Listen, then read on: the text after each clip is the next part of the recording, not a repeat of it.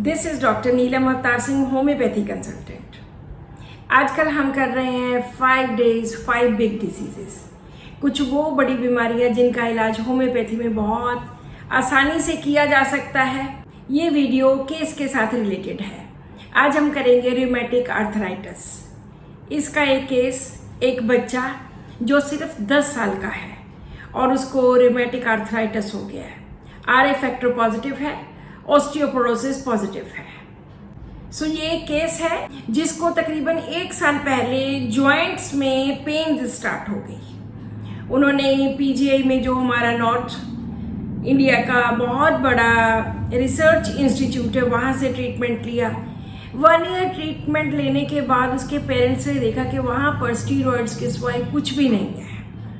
या तो वो स्टीरॉइड्स देते हैं या फिर वो पेन किलर्स देते हैं। तो उन्होंने सोचा कि हम होम्योपैथी में ट्रीटमेंट करवाएंगे। और जब मेरे पास आए तो बच्चा 10 साढ़े 10 साल का था। उसको नी में, उसके घुटने में बहुत ज़्यादा दर्द रहती थी, उसकी टांगों में दर्द, बहुत ज़्यादा थक जाना, जब भी खेलना तो थक जाना, और जो पेन होती थी वो कभी किसी जोड़ में कभी किसी जोड़ में, लेकिन घुटने में, नी में अक्सर हुआ करती थी। और उसका RA factor was 128, quantitative RA factor. Uric acid ज़्यादा नहीं था, ESR वॉज 22। उसका वेट 36 किलोग्राम्स था। क्योंकि होम्योपैथी में साइकी की, पेशेंट्स की सोच की, पेशेंट के माइंड की सबसे ज़्यादा इम्पोर्टेंस है, क्योंकि जहाँ पे सेंटर है बीमारी हमेशा वहाँ से स्टार्ट होती है। तो जब इस बच्चे के बारे में पूछा गया उसके पेरेंट्स से, तो उन्होंने बोला कि कहना ठीक मानता है, मान भी लेता है, नहीं भी मानता, और जिद काफ़ी करता है। गुस्से में चीज़ों को तोड़ फोड़ कर देना, चीज़ों को उठा के फेंक देना। पढ़ने में बहुत इंटेलिजेंट, बहुत ज़्यादा होशियार, अबव 90% मार्क्स, बहुत रिस्पॉन्सिबिलिटी, और पूरा एक्टिव रहता है। उसके पेरेंट्स ने बताया कि ये ड्राइंग बहुत अच्छी करता है, स्केचेस बहुत अच्छे बनाता है, और टॉपर है, क्लास में टॉपर है। सबसे ज़्यादा मार्क्स इसी के ही आते हैं। इसको पढ़ने का खुद ही होता है, चाहे खेलता बहुत है लेकिन पढ़ने का बहुत ज़्यादा होता है कि खुद ही पढ़ेगा, खुद ही रिस्पॉन्सिबिलिटी के साथ होमवर्क करेगा। नेल बाइटिंग की आदत है। गुस्सा बहुत ज़्यादा आता है, गुस्से में वही चीज़ों की तोड़ फोड़, फेंक देना, इधर को फेंक दी, उधर फेंक दी, रोना बहुत जल्दी आना। लेकिन जब भी मेरे पास आता था हमेशा अच्छे कपड़े पहनकर, प्रॉपर सेट हो के, सरदार लड़का था तो प्रॉपर पटका पहन के, अच्छी शर्ट पहन के, इस तरह से आता था। So this was the case. जो भी डॉक्टर्स एनालाइज करना चाहते हैं तो यहाँ पे वो वीडियो स्टॉप करके एनालाइज कर सकते हैं।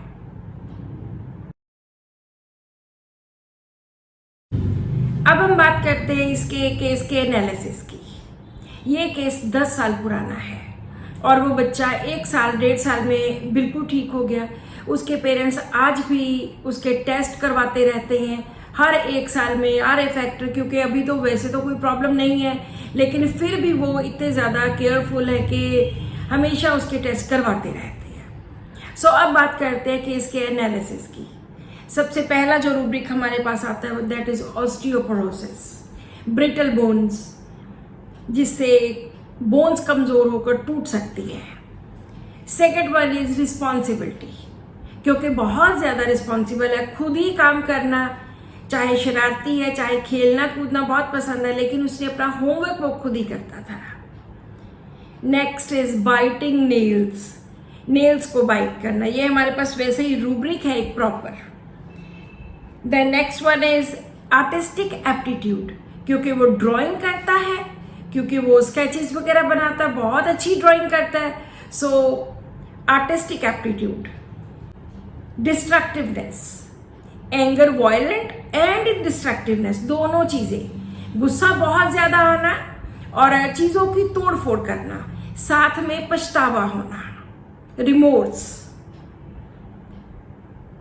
और जो इन सब रूब्रिक्स में medicine I that was carcinosin.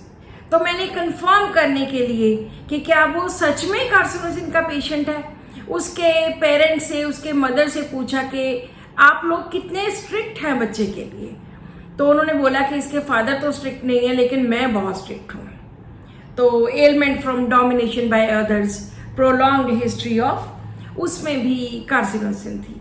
और जो एक और बहुत अच्छा रूब्रिक मेरे सामने आया था दैट वाज टाइडी। बच्चा जब भी आता था खूब अच्छी तरह से तैयार होके, कपड़े प्रॉपर पहन के, पटका पहन के आता था। So this was tidy. पहले टाइडी रूब्रिक में सिर्फ एक ही मेडिसिन हुआ करती थी, लेकिन अभी इसमें कुछ और एडिशंस हो गई हैं। So the first medicine was carcinosin. उसके बाद जो भी मेडिसिन है वो बहुत दूर थी, कैलकेरिया कार्ब, नेट्रम्योर, सिलिशिया, ये सब बहुत दूर की थी। सो इट वाज कंफर्म कि मेडिसिन तो कार्सिनोसिन है। तो उसको कार्सिनोसिन 30 की एक डोज दी गई। उसके बाद इसमें एक और उन्होंने, पेशेंट के पेरेंट्स ने बताया कि हमेशा इसकी बॉडी का टेम्परेचर हाई रहता है, 99.2, 99.3, और वो लोग कहते थे कि इसको फीवर होता है, लेकिन बच्चे ने कभी भी इस तरह से महसूस नहीं किया कि उसको फीवर है। सो जब वो पीजीए में भी दिखाते थे तो भी डॉक्टर्स कहते थे कि don't consider it fever, body का टेम्परेचर थोड़ा हाई है लेकिन इसमें फीवर वाली कोई बात नहीं है। तो उसका टेम्परेचर अभी भी हाई था। उसका लेफ्ट नी में पेन थी, वो थोड़ा फर्क पड़ा, ज्यादा नहीं पड़ा पहली बार में। उसके बाद फिर उसको कार्सिनोसिन 200 दी। एक महीने के बाद कार्सिनोसिन 1 mg की एक डोज दी गई। इन 3 महीनों में उसका जो बॉडी टेम्परेचर वो उतने का उतना ही रहा, 99.8 ही रहा, और या 99.4 या 6। लेकिन पेन्स में कुछ आराम आना शुरू हो गया। पहले जल्दी जल्दी फर्क 1-1.5 महीना नहीं पड़ा। बहुत बार ऐसे होता है कि पेशेंट को पहले महीने में फर्क नहीं पड़ता, दूसरे में फर्क नहीं पड़ता, लेकिन धीरे धीरे फर्क पड़ना शुरू हो जाता है, क्योंकि इस बच्चे का टेम्परेचर नहीं लो होता था, 99.4, 6, 8 इस तरह से चलता ही रहता था।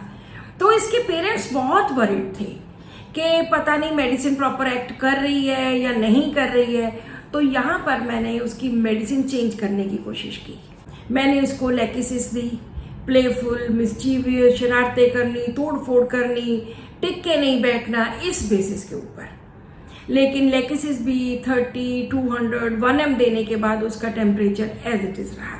मैं फिर से वापस अपनी जो मेरी फर्स्ट मेडिसिन थी कार्सिनोसिन, मैं उस पर दोबारा आई। मैंने कहा नहीं कि इसी मेडिसिन से ही ये बच्चा ठीक होगा। उसके बाद ये मेडिसिन इसकी ऑलमोस्ट 1.5-2 साल तक चली।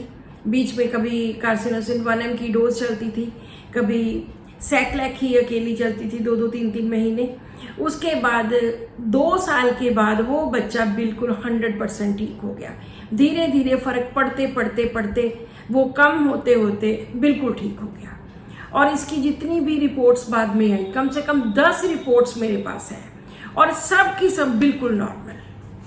अभी जो लेटेस्ट रिपोर्ट मेरे पास है 17 की है, उसका HB है 13.8, ESR है 8, यूरिक एसिड 5, RA फैक्टर 4.3।